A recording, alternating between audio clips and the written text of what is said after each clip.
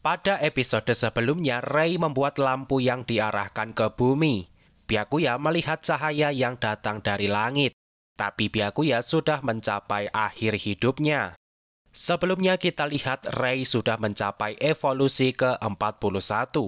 Sekarang Ray sudah mencapai Ray 47 setelah 200 tahun pembatuan. Dari atas Ray melihat bumi yang semakin menghijau. Hamparan padang pasir sudah hampir menghilang. Dengan kondisi bumi seperti itu, Ray bertanya, apakah Byakuya melakukan hidupnya dengan baik? Apakah besok Byakuya akan kembali ke luar angkasa? Setelahnya terlihat cahaya terang dari Tokyo. Ternyata Gunung Fuji mengalami erupsi. Gunung Fuji memang terlihat indah dan menjadi salah satu destinasi wisata favorit. Tapi Gunung Fuji tercatat masih menjadi gunung berapi yang aktif. Walaupun terakhir mengalami erupsi pada tahun 1707. Jika dilihat dari timeline Ray di angkasa, seharusnya erupsi Gunung Fuji terjadi pada sekitar tahun 2320. Erupsi itu pada akhirnya menutupi seluruh Tokyo dengan abu setinggi 2 meter. Daratan yang sebelumnya terlihat hijau berubah menjadi berwarna abu-abu. Setelahnya, Bukit Roppongi runtuh karena sekian banyak kejadian alam yang terjadi. Dan kelak tempat itu akan menjadi markas Kekaisaran Tsukasa. Sekarang 322 tahun setelah pembatuan, Ray melihat ada cahaya terang yang melewati atmosfer bumi. Awalnya Ray mengira itu adalah cahaya pembatuan. Ternyata sebuah asteroid mendarat di permukaan bumi. Dan daya hancurnya sangatlah besar. Ray memperkirakan meteornya punya massa 200.000 ton. Dengan ukuran sebesar itu, ledakannya menghasilkan kekuatan 500.000 megaton bom atom. Angka ini sangat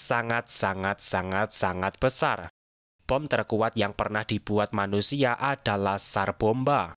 Dikatakan kekuatannya sebanding dengan seluruh bom yang meledak pada Perang Dunia Kedua. Dan bom sekuat itu cuma menghasilkan 50 megaton. Itu artinya meteor yang jatuh punya ledakan yang mampu mengubah kondisi bumi sepenuhnya.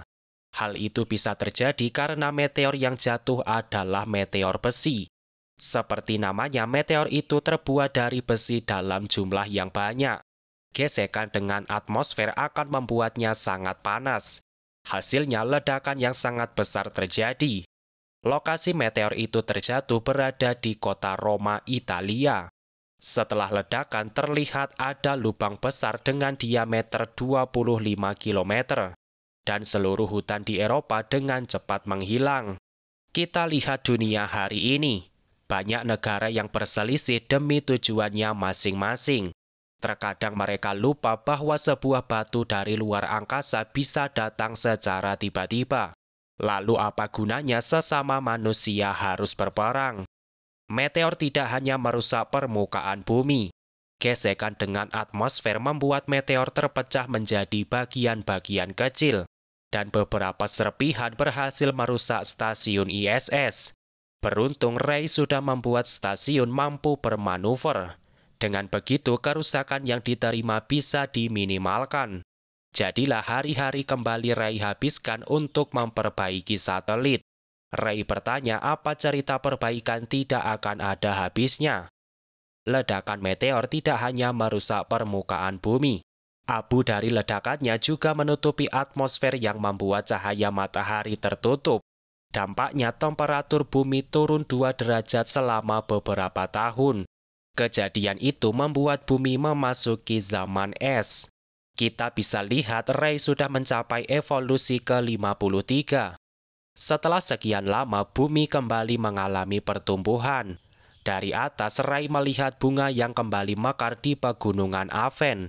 Buat yang belum tahu, Pegunungan Aven adalah wilayah pegunungan yang besar yang berada di Eropa.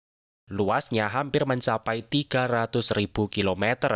Dan negara yang dilewati mencakup Prancis, Swiss, Italia, Austria, Jerman, dan Slovenia.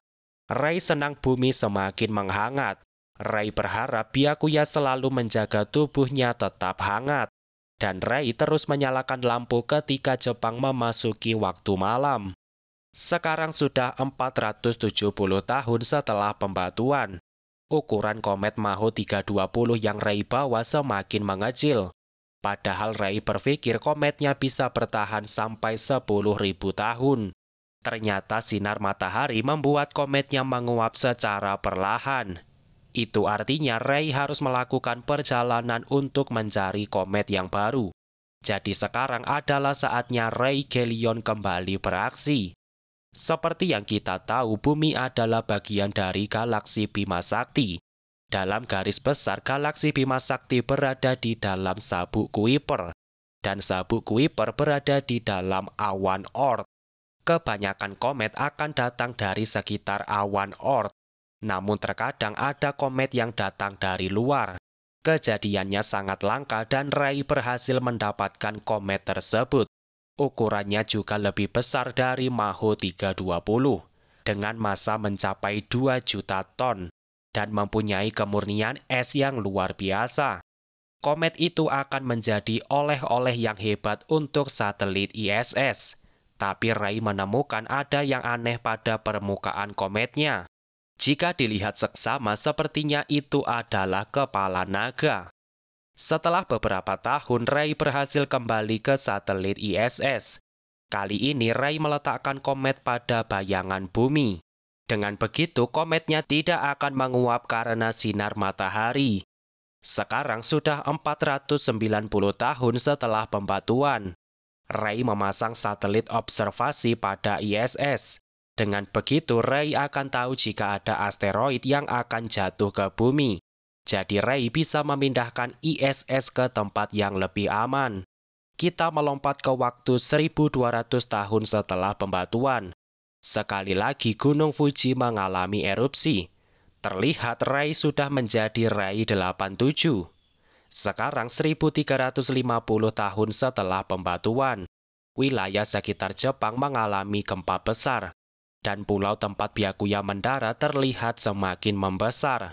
Kemungkinan terjadi pergerakan lempeng yang cukup besar.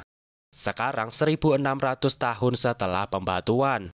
Total Ray sudah mengganti panel surya sebanyak 50 kali. Ray berpikir untuk melakukan perayaan kecil. Seperti ketika sebuah manga mencapai 50 atau 100 chapter. Biasanya akan ada halaman berwarna. Kurang lebih seperti itu. Yang jelas Ray akan terus di sini sampai Byakuya kembali. Sekarang 3200 tahun setelah pembatuan, Ray menemukan sebuah asteroid yang akan bertabrakan dengan bumi.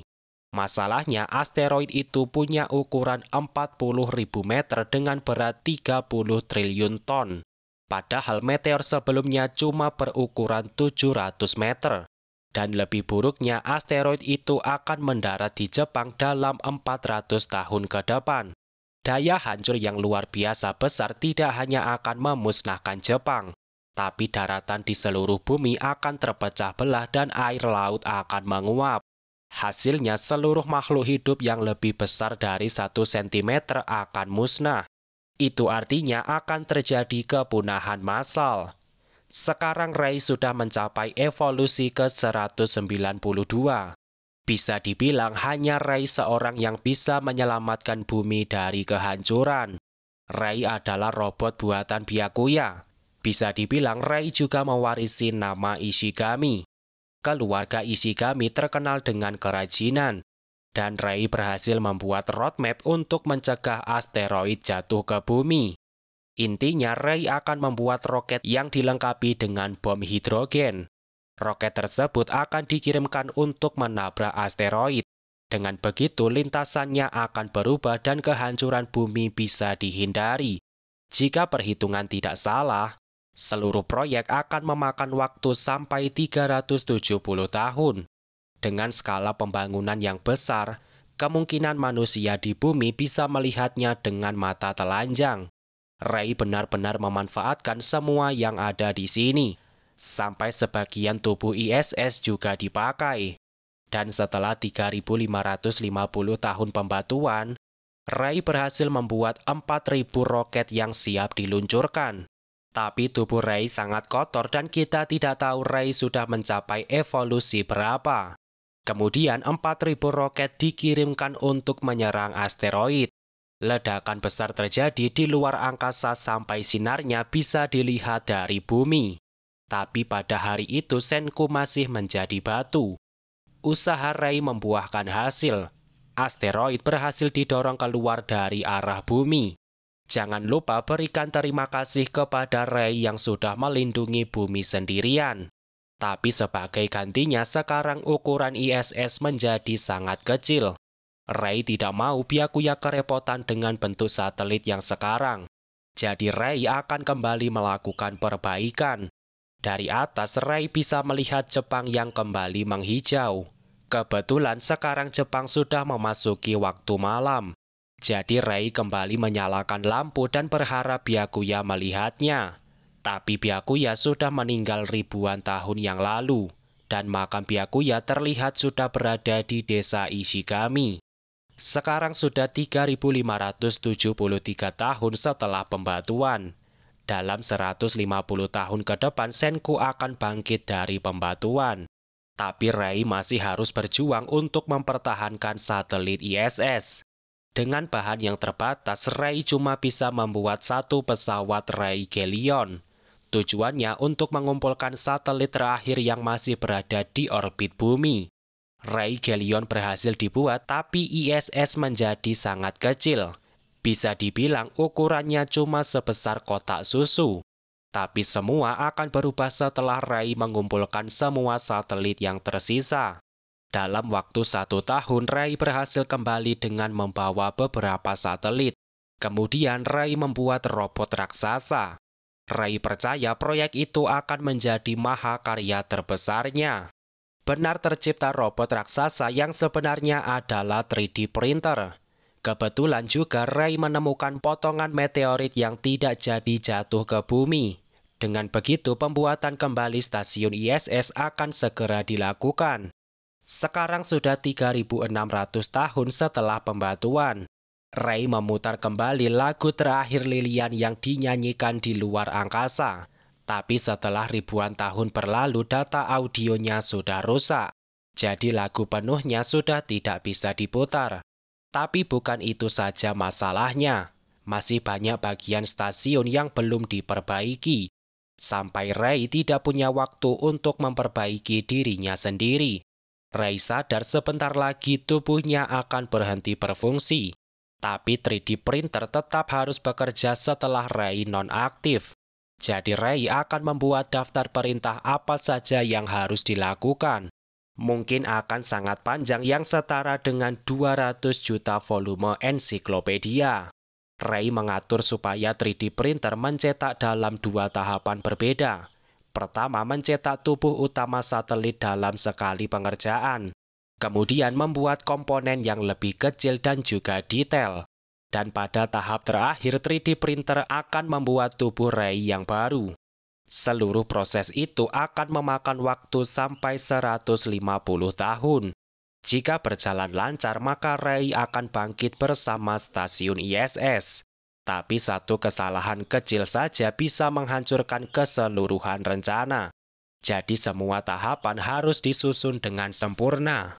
Di sini Rey teringat ketika dirinya masih bernama Rey 23.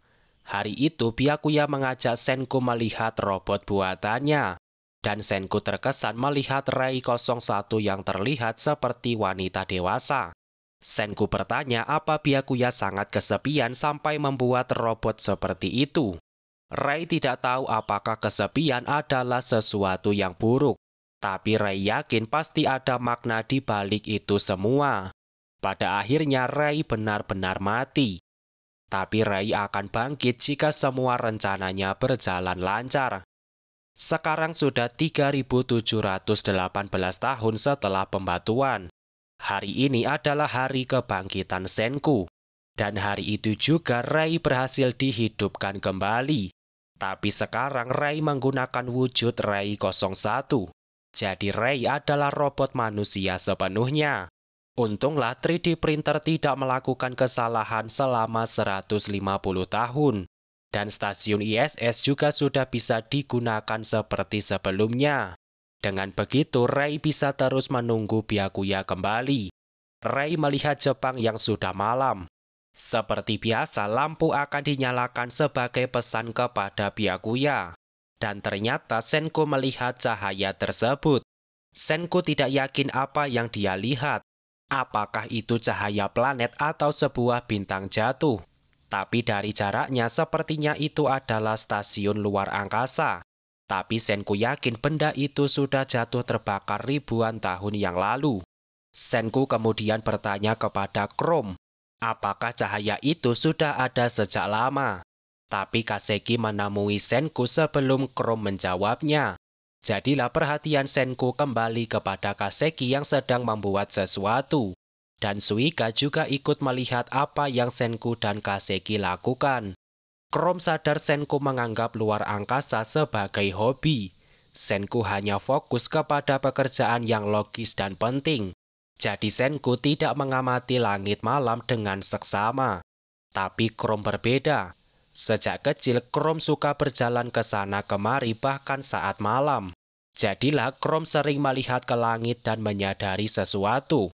Ada satu bintang yang bersinar sangat terang dan tempatnya selalu berpindah.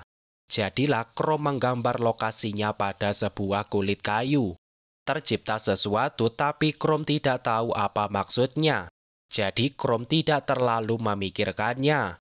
Tapi jelas itu adalah tulisan kanji Jepang. Saya sendiri belum bisa membaca huruf kanji dengan benar. Tapi izinkan saya mengartikan apa yang tertulis di sini. Byakuya, watashi koko ni iru. Yang artinya, Byakuya, aku ada di sini.